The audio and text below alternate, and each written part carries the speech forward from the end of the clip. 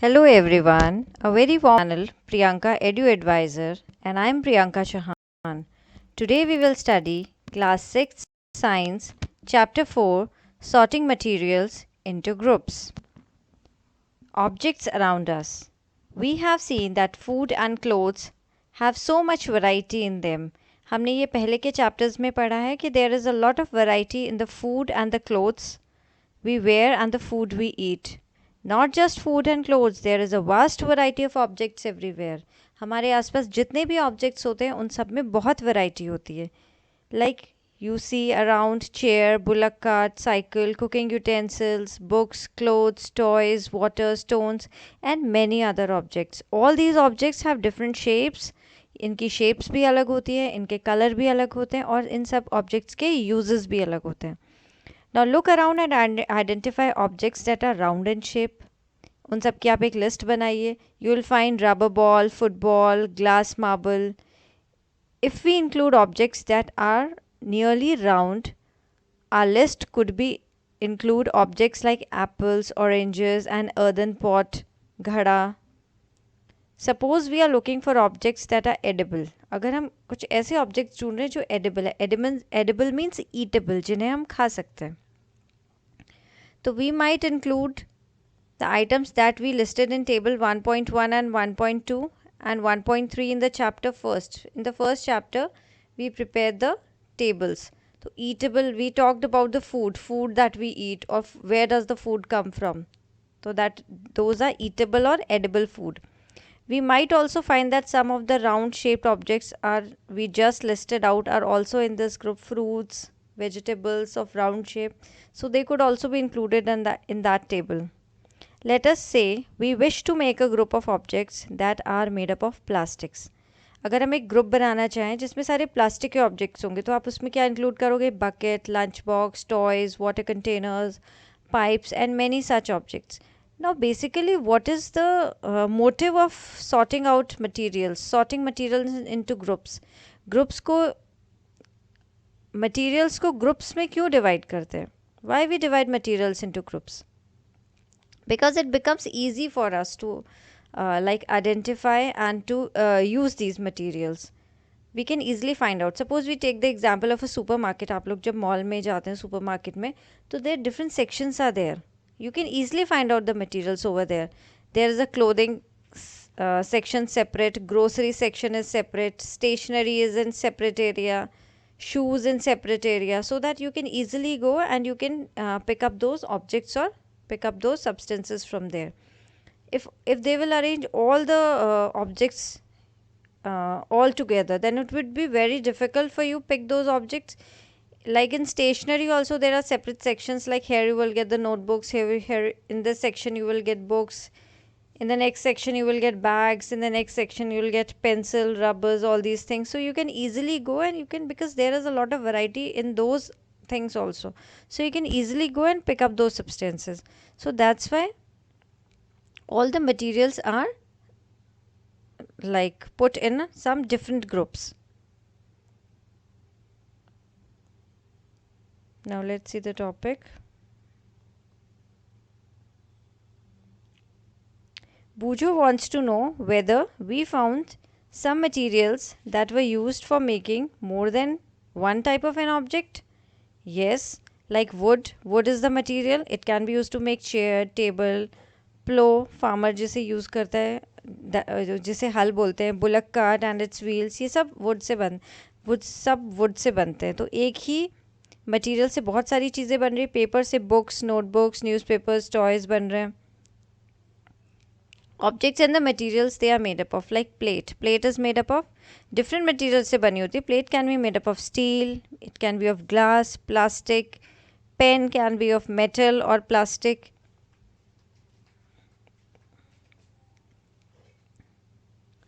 Now first we grouped objects in many different ways. We can found that objects around us are made up of different materials.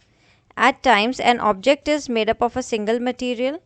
An object could also be made up of many materials. An object बहुत material से भी बना होता है, जैसे कि plate है, वो steel की भी हो सकती है, glass की भी हो सकती है. And then again one material could be used for making many different objects. What decides which material should be used for making any given object? ये किस चीज़ पे डिसाइड होगा कि इसी ऑब्जेक्ट से ये थिंग बननी चाहिए? It seems that we need to know more about the different materials. That means properties decide करेंगी. अब ऐसा तो नहीं हो सकता कि आप कोई टम्बलर या टब हो, बकेट हो, उसे आप क्लॉथ का बना दें. तो it would be possible for you to put water in that tumbler, वो तो पूरा निकल जाएगा. तो हम क्लॉथ का नहीं बना सकते. इसी तरह ये माइंड में हम जो भी चीज़ बना उसकी प्रॉपर्टी को माइंड में रखना पड़ेगा कि इसमें लिक्विड पुट किया जाएगा तो वो ऐसा मटेरियल का बना होना चाहिए कि वो उसको होल्ड कर सके. तो इसलिए टम्बलर किसका बनेगा? प्लास्टिक का बनेगा या किसी मेटल का बनेगा कि वो वाटर को होल्ड कर पाए. Similarly it would not be wise to use a paper material. क्या आप पेपर के मटेरियल्स यूज़ करेंगे, यूटेंसिल्स यूज़ करेंगे किचन में for cooking the food? No, because you can't cook food in that, you have to use some metal. So the property decide करेगी कि किस तरह से उसका यूज़ किया जाएगा. We can see then now using a cloth tumbler. Look here, it is possible to hold water? No. We can then that we choose a material to make an object depending on its properties and the purpose for which the object is to be used. So what are all the properties of materials that would be important for the usage? Some properties are discussed here. तो क्या क्या properties को consider करना चाहिए? सबसे पहले appearance, वो कैसा दिख रहा है. Materials usually look different from each other. एक दूसरे से अलग दिख जाते हैं materials. Wood looks very different from the iron. हम easily identify कर सकते हैं wood, लकड़ी को और लोहे को, दोनों के बीच में हम difference पता कर सकते हैं. तो हम appearance से हम देख सकते हैं. Iron appears different from copper और एल्यूमिनियम. कॉपर और एल्यूमिनियम भी एक तरह के मेटल्स होते हैं. At the same time there may be some similarities. कुछ सिमिलैरिटीज़ भी हो सकती है आयरन में, कॉपर में, एल्यूमिनियम में, that are not there in a wood. जो वुड में, क्योंकि तीनों मेटल्स हैं और वुड एक मेटल नहीं है, तो इन तीनों को हम आइडेंटिफाई कर सकते हैं separately from the wood. Now activity 3, collect small pieces of different materials, paper, cardboard, wood, copper wire, aluminium sheet, chalk. आप ये सब collect करो और फिर इनको देखो कि appearance में कैसे हैं. क्या ये shiny लग रहे हैं? Separate the shiny materials into a group. जो जो shiny लगे, जिनमें कुछ shine हो, उनको आप एक अलग group में रखिए. Now observe as the teacher cuts each material into two pieces and look at the freshly cut surface. What do you notice? Does the freshly cut surface of some of these materials appear shiny? Include these objects also in the group of shiny materials. फिर उनको cut करके देखिए. Cut करते time अगर वो shiny लगे तो उसी टाइम आप उसको शाइनी मटेरियल्स के ग्रुप में रख दीजिए. Do you notice such a shine और lustre? We call it lustre. Lustre means shine. जैसे आप कोई मेटल देखते हैं, स्टील देखते हैं, तो उसके सरफेस पे एक चमक होती है, चमक, lustre. In the other materials, cut them any way as you can. Now repeat this in the class with as many materials as possible and make a list of those. तो basically you have to observe the materials और आपको देखना है कि किस किस पे lustre है, शाइन है, तो आप उनको अलग एक ग्रुप में अरेंज कीजिए. जिनकी प्रॉपर्टीज सेम होगी हम उनको एक ही ग्रुप में रखेंगे. जैसे materials that have such lustre, वो सब मेटल्स होंगे. आयरन हो सकता है, कॉपर, एल्यूमिनियम, गोल्ड, इन सब मेटल्स में लश्चर होगा, तो सारे मेटल के ऑब्जेक्ट्स आप एक ग्रुप में रखिए. Some metals often lose the shine and appear dull. कई बार मेटल्स अपनी शाइन लूज कर देते हैं और डल दिखाई देते हैं because of the action of air and moisture on them. क्योंकि उन पे एयर और मॉइस्चर का एक्शन हो जाता है, कुछ केमिकल रिएक्शंस हो जाते हैं, तो उनकी शाइन नहीं रहती. फिर We therefore notice the luster only on their freshly cut surface. इसलिए हम जब उन्हें freshly उनका surface cut करते हैं तो उस पर हमें surface दिखाई. जैसे आप सिल्वर को थोड़े टाइम के लिए रख दो, सिल्वर में कितनी शाइन होती है, लस्टर होता है, बट आप उसे एयर के कांटेक्ट में रख दो तो वो उसका जो सरफेस है वो थोड़ा डल होने लग जाता है, ब्लैकिश कलर का होने लग जाता है. तो इसलिए फ्रेशली कट सरफेस पे देखेंगे तो लस्टर पता चलेगी उसकी. Now next property is the hardness. When you press different materials with your hands, आपको हैंड से प्रेस करके चेक करना पड़ेगा. कुछ मटेरियल्स हार्ड होंगे, ईजिली कंप्रेस होंगे, इस तरह से पिचक जाएंगे हाथ से. Take a metal key and try to scratch with it the surface of a piece of wood, aluminium, a piece of stone, a nail, candle, chalk, any other material or object. You can easily scratch some materials, while some cannot be scratched so easily. Which can be compressed or scratched easily are called soft, while some other materials which are difficult to compress are called hard. जिन materials को हम press करके देख सकते हैं, उनमें कुछ हम स्क्रैच कर सकते हैं, उनमें निशान कर सकते हैं, तो these are the soft materials. और कुछ ऐसे मटेरियल्स होते हैं जिन्हें हम दबा नहीं सकते, उनको प्रेस नहीं कर सकते, वो हार्ड मटेरियल्स होते हैं. Example cotton. You can easily press cotton and sponge, but can you press iron? It is very hard. So ये एक तरह की हार्डनेस प्रॉपर्टी हो गई जिसकी बेसिस पे हम इनको सेपरेट कर सकते हैं. In appearance materials can have different properties like lustre, hardness, be rough और स्मूथ. तो अपीयरेंस, उनको देखने पे हम क्या क्या उनकी प्रॉपर्टीज़ ले सकते हैं. लस्टर की वेदर इसमें शाइन है या नहीं है, और या फिर हार्डनेस चेक कर सकते हैं कि हार्ड है या सॉफ्ट है, या फिर सरफेस कैसा है, सरफेस को टच करके स्मूथ सरफेस है या रफ सरफेस है टच करने पे. नेक्स्ट इज द सॉल्युबल और इनसॉल्युबल. नेक्स्ट प्रॉपर्टी सॉल्युबल और insoluble. Now collect some samples of some solid substances. Sugar, chalk, ये सब वाटर में आपको ऐड करना है. जैसे आपने एक ग्लास वाटर लिया, उसमें आपने थोड़ी सी शुगर डाली, मिक्स करा, सॉल्युबल है, मिक्स हो जाएगा, ठीक है, सॉल्युबल है. सॉल्ट अगर आप डालते हैं वो भी मिक्स हो जाएगा. अगर आप उसमें सैंड डाल देते हैं और उसको स्पून से बहुत देर तक भी मिक्स करेंगे तो सैंड उसमें मिक्स नहीं होगी, वो नीचे जाके सेटल हो जाएगी ग्लास में. तो ऐसे आप ग्लासेस ले सकते हैं, 5 ग्लासेस, और उन सब में एक एक करके सैंड, सॉल्ट, शुगर डाल के सबको चेक करना है कि कौन सा मटेरियल सॉल्युबल है और कौन सा इनसॉल्युबल है. Fill each one of them about 2/3 with water and a small amount of sugar to the first glass, salt to the second glass. Similarly, add small amount of other substances into the other glasses. Now stir the contents. Stir means उसको mix करना है. With a spoon, wait for a few minutes. Now observe what happens the substances added to water. सबको आपके results लिखने हैं. Salt disappears completely, water में completely disappear हो जाता है, दिखाई नहीं देता, मिक्स हो जाता है. शुगर भी मिक्स हो जाती है, सैंड नहीं होगा. So in this way you have to check. You will notice that some substances have completely disappeared और डिजॉल्व इन वाटर. मतलब आप डिफ्रेंशिएट भी नहीं कर सकते कि आपने इस वाटर में सॉल्ट डाला था क्या, वो इतना अच्छे से मिक्स हो जाता है. And we can say that these substances are soluble in water. On the other hand which do not mix in water, जो वाटर में मिक्स नहीं होते हैं, जो मिक्स हो जाते हैं वो सॉल्युबल सब्सटेंसेज हैं, जो मिक्स नहीं होते वो होते हैं insoluble in water. Now water plays a very important role in the functioning of a body because it dissolve a large number of substances. हमारी बॉडी के अंदर बहुत सारी जो सब्सटेंसेज हैं उनको डिजॉल्व करता है वाटर, तो it plays a very important role in a body. Now next activity is you have to collect samples of vinegar, lemon juice, mustard oil, coconut oil, kerosene और एनी अदर लिक्विड. अब एक glass का tumbler लेना है, वापस उसमें water, उसमें half water डाल देना है और spoon. Now add a few spoonfuls of one liquid to this and stir. थोड़ा थोड़ा जो इसमें जितने भी नेम्स दिए हैं सब आपको ऐड करना है वाटर में. जैसे विनेगर ऐड करा तो विनेगर ईजिली मिक्स हो जाता है. लेमन जूस आप ऐड करोगे, लेमन जूस भी mix is well. Mustard oil water में मिक्स नहीं होता, ऊपर फ्लोट करने लग जाता है, it doesn't mix well. Coconut oil भी मिक्स नहीं होगा. तो आपको ये सारे चेक करने हैं. कैरोसिन भी मिक्स नहीं होगा, वो भी अलग सेपरेट लेयर बना लेगा. तो ये सॉल्युबिलिटी टेस्ट है कि आपको चेक करना है. पहले हमने सॉलिड को लिक्विड में मिक्स किया था, नाउ लिक्विड को लिक्विड में मिक्स करा है, ठीक है. जैसे kerosene is also liquid and water is also liquid, तो क्या दोनों मिक्स हो जाएंगे? तो सारे लिक्विड्स वाटर में मिक्स नहीं होते. Some liquids mix well with the water while some others do not. We notice that some liquids get completely mixed with the water.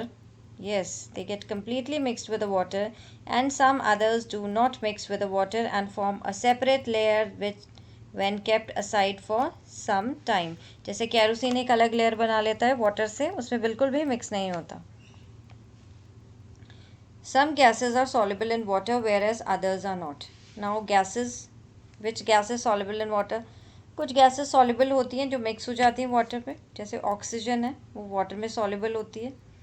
Oxygen gas water में होती है, तभी तो जो एनिमल्स होते हैं वो सर्वाइव कर पाते हैं. वाटर एनिमल्स, अगर ऑक्सीजन नहीं होती, सॉल्युबल नहीं हो पाती, तो वो कैसे सर्वाइव करते हैं? उन्हें ब्रीथ करने के लिए ऑक्सीजन चाहिए. तो ऑक्सीजन डिजॉल्व होती है and that is very important for the survival of plants and animals that live in water. Objects में फ्लोट और सिंक. अब हम फ्लोट और सिंक के बेसिस पे देखेंगे। अब एक वाटर का वही टम्बलर लेना है अगेन, उसमें आप कुछ सब्सटेंसेस डालेंगे। अगर वो लाइट होंगे तो वो ऊपर फ्लोट करेंगे, और जो हैवी सब्सटेंसेस होंगे वो सिंक करके वो डूब जाएंगे और नीचे बॉटम में जाके सेटल हो जाएंगे। तो we will do this in this activity. While doing activity 4, you might have noticed that the insoluble solids separated out from water. जो insoluble solid थे वो separate हो गए थे water से. You may also notice this with some liquids. Liquid activity करी, उसमें भी हमने notice किया कि liquid ने भी एक अलग layer बना ली थी water से और वो ऊपर float होने लग गया था. That do not mix well with the water and floated to the surface of the water. But what about others जो heavy थे? They have sunk to the bottom of the tumbler. Tumbler जो भी हम बड़ा सा container ले रहे हैं टब टाइप, उसके अंदर वो नीचे चले गए थे. We notice many examples of objects that float in the water or the sink. Dried leaves fallen on a stone that you throw into this pond, and few drops of honey that you let fall into the glass of water. What happens to all of these? See in this figure, the ball is floating, leaf is also floating, wood is also floating on the water, but the stones, key, coin, they all are heavy, so they sink at the bottom of the container. Bujo would like you to give him few examples each of the objects which float and those which sink in the water. Now the next topic is transparency. Transparency means अगर आप कोई object लेते हैं और आप उसकी दूसरी side में देख सकते हैं, that means that object is a transparent. अगर आप कोई पॉलीथिन लेते हैं या ग्लास लेते हैं तो ग्लास के उस साइड में आप देख सकते हैं, आर पार देख सकते हैं. This property is called transparency.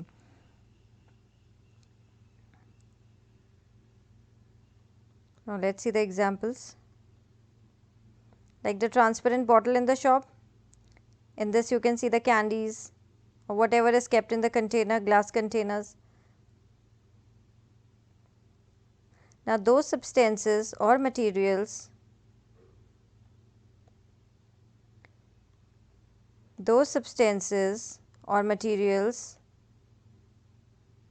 which things can be seen are called transparent, like glass, water, air, and some plastics.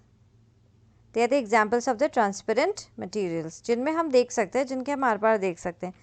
Shopkeepers usually prefer to keep biscuits, sweets, and other eatables in transparent containers of the glass or of the plastic so that buyers can easily see them. On the other hand, there are some materials through which you are not able to see. कुछ ऐसे materials भी होते हैं जिनमें से आप जिनकी दूसरी साइड आप नहीं देख सकते. तो those materials are called opaque objects. ठीक है, क्या आप जैसे वॉल आ गई, अगर आपके सामने एक वॉल है तो आप वॉल की उस साइड नहीं देख सकते, तो वॉल इज़ ओपेक. कोई वुडन बॉक्स हो गया, cardboard, metal container, would, metals, all these are the examples of opaque substances or opaque materials. Do we find that we can group all the materials and objects without any confusion as either opaque or transparent? Now take a sheet of paper and look through it towards a lighted bulb. Make a note of your observation. Put 2-3 drops of some oil and spread it on the sheet of paper. एक paper लीजिए और paper से light की तरफ देखिए, bulb की तरफ देखिए. उसके बाद उस पेपर पे थोड़ा सा ऑयल गिरा दीजिए, 2-3 ड्रॉप्स. अगर हम उस पेपर पे ऑयल डाल देते हैं तो वो जो पेपर का पार्ट है वो थोड़ा सा इस तरह से हो जाता है जिसमें हमें दिखाई देने लग जाता है. That is known as translucent. The materials through which objects can be seen but not clearly. हम देख सकते हैं बट क्लियरली नहीं देख सकते, तो इस तरह के ऑब्जेक्ट्स को बोलते हैं हम translucent. Remember the oily patch on the paper. Oil का जो पैच है पेपर पे, इट इज़ ट्रांसलूसेंट. जैसे हम ऑयल का हमने टेस्ट किया था फैट का, उसमें क्या किया था, पेपर पे ऑयल डाल दी, पेपर पे जो मटेरियल डाला था तो ऑयल का पैच आ गया था, तो पैच थोड़ा ट्रांसलूसेंट होता है, थोड़ा सा हम उसमें से देख सकते हैं, not clearly but we can C.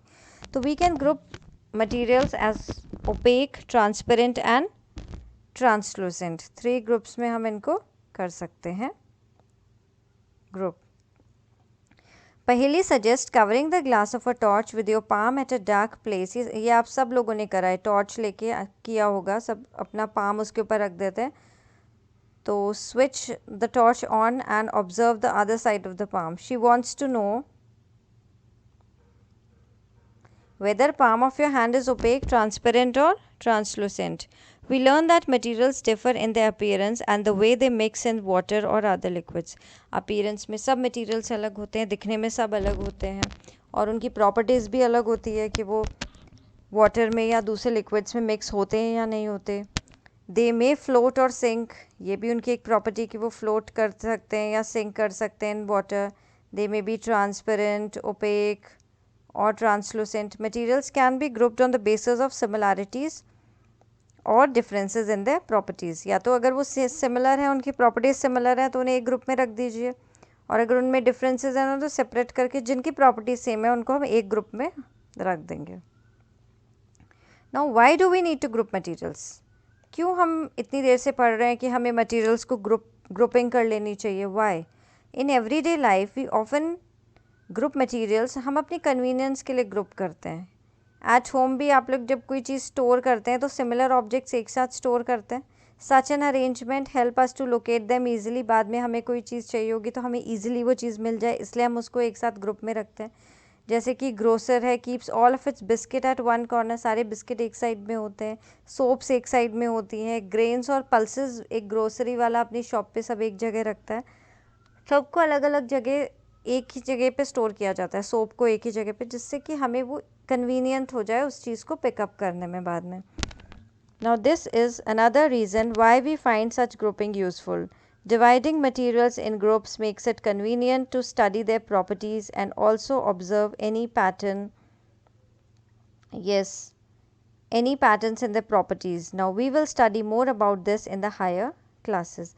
Just we are grouping them for our convenience और उनकी properties को हम study कर सकें एक साथ, क्योंकि हर एक object की property पढ़ना बहुत difficult होता है. बहुत सारे objects होते हैं इस earth पे, बहुत सारी चीज़ें होती हैं, इसलिए उनके ग्रुप्स बना दिए जाते हैं जिससे बहुत सारी सेम प्रॉपर्टी वाली चीज़ें एक ही ग्रुप में हो जाए और उनकी प्रॉपर्टीज़ एक साथ स्टडी की जा सके.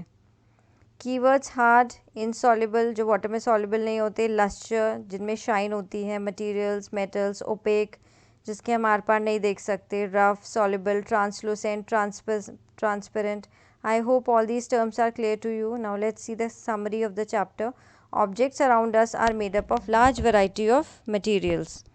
Given material can be used. एक ही material से बहुत सारी चीज़ें बन सकती है. जैसे वुड है, वुड से फर्नीचर, बहुत तरह का फर्नीचर बन सकता है, या बहुत सारी चीज़ें बुलक कार्ट बन सकती है, या different materials, different type of materials have different properties, उनकी प्रॉपर्टीज़ अलग होंगी. अब उनकी हमें शाइनी अपीयरेंस से हम चेक कर सकते हैं कि वो स्मूथ है या रफ़ है, इससे चेक कर सकते हैं. मटेरियल हार्ड है या सॉफ्ट है. कुछ मटेरियल सॉल्युबल होते हैं वाटर में, कुछ इनसॉल्युबल मिक्स नहीं हो पाते.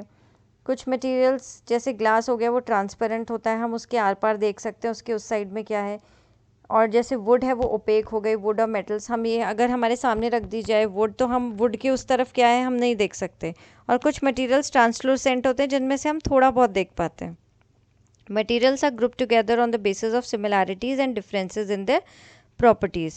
Now things are grouped together for the convenience and to study their properties. उनको ग्रुप में इसलिए रखा जाता है जिससे हमारे लिए convenient हो जाए, easy हो जाए उनकी properties को study करने के लिए. Now I hope this video is useful to you. So please like the video, share it with your friends, and please subscribe the channel and press the bell button so that whenever I upload the video you get the notification. Now see you in the next video. Till then, bye bye and thank you.